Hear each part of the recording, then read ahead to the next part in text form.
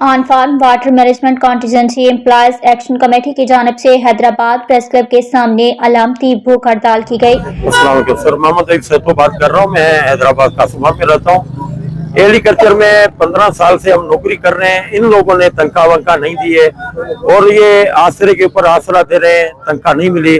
5 बेटियां हैं, बेटियां की शादी भी नहीं करा सकते, घर भी नहीं चला सकते, बच्चे भी नहीं पढ़ा सकते। अभी हम कहाँ से आए पैसे लेके, कहाँ से करें? घर जो है वो मकान भी किराए का है। अभी मकान भी किराए का, कैसे किराया अफोर्ड करें?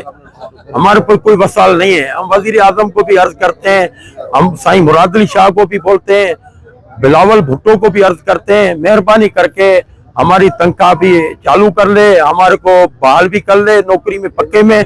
और नदीम शाह जो है सबसे सब बिल्कुल करप्ट बंदा है और करप्ट करके इन लोगों ने बनाया है। कोई इनको अपनी मिल्कत नहीं थी, इन लोगों की कोई मिल्कत लेके नहीं, करप्ट करके अपन को कहां तक 10-10 बंगले कहां से बनाया। ये हमारा खून पी के इन लोगों ने। और आगे मुजाहिरीन ने ऑन फार्म वाटर मैनेजमेंट के डीजी नदीम शाह के खिलाफ शदीद नारेबाजी की और उन्हें ओहदे से हटाने का मुतालबा किया। मैं नहायत शुक्रगुजार हूँ जो दोस्त यहाँ पर आए हुए हैं हैदराबाद से और मटियारी के, और जो गाँव के दोस्त आए हुए टंडवा आदम आला के। जैसे कि भाई आप देख रहे हैं कि पिछले 1.5 साल से नदीम शाह जो डीजी करप्ट बैठा हुआ है, उन्होंने सब गरीबों की तनख्वाहें रोकी हुई हैं और वो अपने मनपसंद बंदों की तनख्वाहें जारी करके बैठा हुआ है। हम सदर ममलकत जनाब आसिफ जरदारी साहब से, बिलावल भुट्टो जरदारी साहब से, आसफा भुट्टो जरदारी साहब से, मैडम फरियाद टालपुर से, वजीर आला साईं मुराद शाह से गुजारिश करते हैं कि ये जो मेरे पीछे बैठे हुए हैं ये पिछले 1.5 साल से फाका कशी कर रहे हैं, जिसकी वजह से हमारे 4 मुलाजिमिन इंतकाल कर गए हैं जो इलाज ना करा सके अपना, और ना ही कोई अपने बच्चों का इलाज। उसमें एक बच्चा जो अभी जुमेरात को फौत हो गया है, जिसकी वजह यही थी कि उसका बाप गरीब था, वो मुलाजिम था एग्रीकल्चर का, जिसकी तनख्वाह नहीं हुई, वो कहाँ से लेके उसका इलाज करवाए।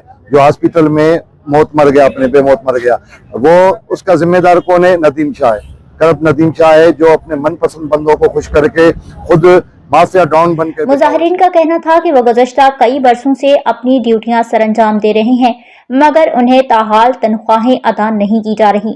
मुतालबा किया गया कि डीजी नदीम शाह को फौरी तौर पर हटाकर वाजिबुल अदा तनख्वाहें जारी की जाएं और मुलाजमीन को इंसाफ फराहम किया जाए। हम काफी अरसे से सरापा एहतजाज हैं।